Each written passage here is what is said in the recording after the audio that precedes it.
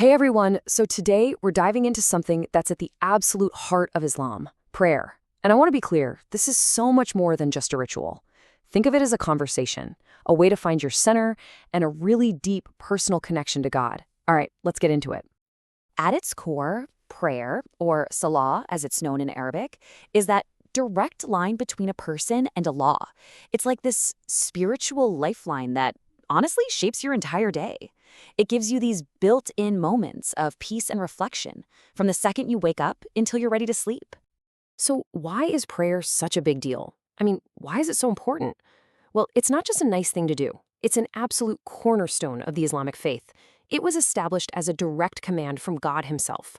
Let's break down what that really means for a Muslim's daily life.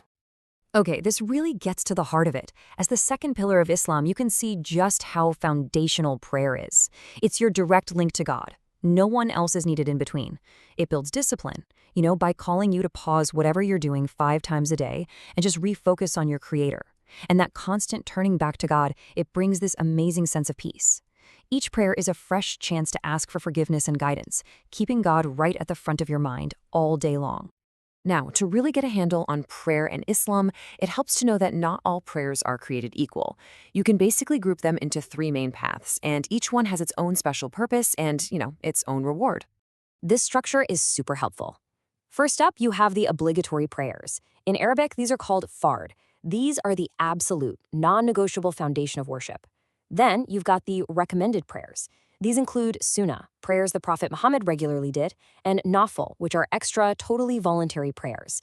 Think of these as ways to get even closer to God. And finally, there are special prayers, which are designed for very specific moments and needs in your life. Here's a quick way to look at it.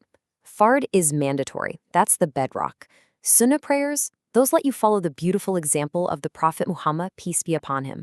And Nafl prayers are completely voluntary. You can do them anytime you want to gain more reward, strengthen your faith, and they can even help patch up any little mistakes in your obligatory prayers. So let's zoom in on the most important category, the obligatory prayers. These 5 daily prayers are like spiritual anchors, structuring a Muslim's whole day around remembering God. This timeline really shows the beautiful rhythm they create. Each prayer has a set number of units, or rakas. So the day starts with Fajr at dawn, a quiet 2-raka prayer to begin with mindfulness. Then comes Duha around midday, which is like a spiritual reset button. Asr in the late afternoon gives you a moment to reflect before the day starts winding down.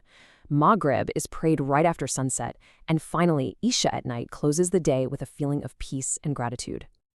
All right, so now we move beyond those 5 daily anchors and into a space of really personal, voluntary worship.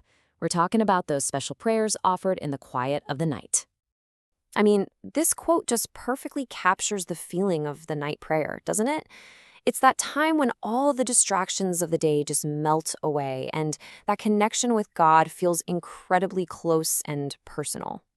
This special prayer is called Tahajjud. Waking up in that last third of the night, when pretty much the whole world is asleep, to stand and pray, that's seen as a huge sign of sincerity and deep faith. It's a really powerful time to just pour your heart out in what's called Duha, or personal supplication, asking Allah directly for whatever you need with the belief that these prayers are especially heard.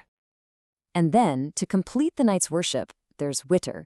This prayer is so important that the Prophet Muhammad, peace be upon him, never, ever skipped it. It's prayed in an odd number of units, and it acts like the final, beautiful seal on your prayers for the night. So, beyond the daily and nightly prayers, Islam also has specific prayers for all the different seasons and situations that pop up in life. It's a way of weaving that spiritual connection into every single experience. Let's take a look at a few of them. First, there's the Duha prayer. This one is offered in the mid-morning, after the sun is up. It's often called a prayer of gratitude, and it's believed to bring blessings and a sense of abundance to your day.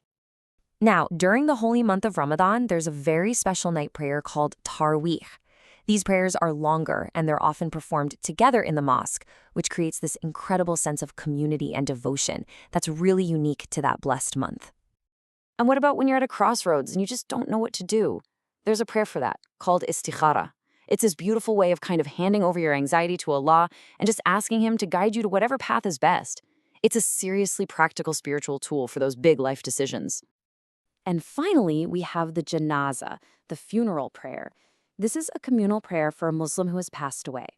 What's really unique about it is that it's all prayed while standing.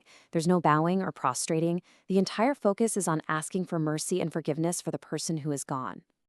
So let's just quickly recap the main ideas here. Prayer is that vital daily connection with God. The 5 obligatory prayers, they're the anchors for your day.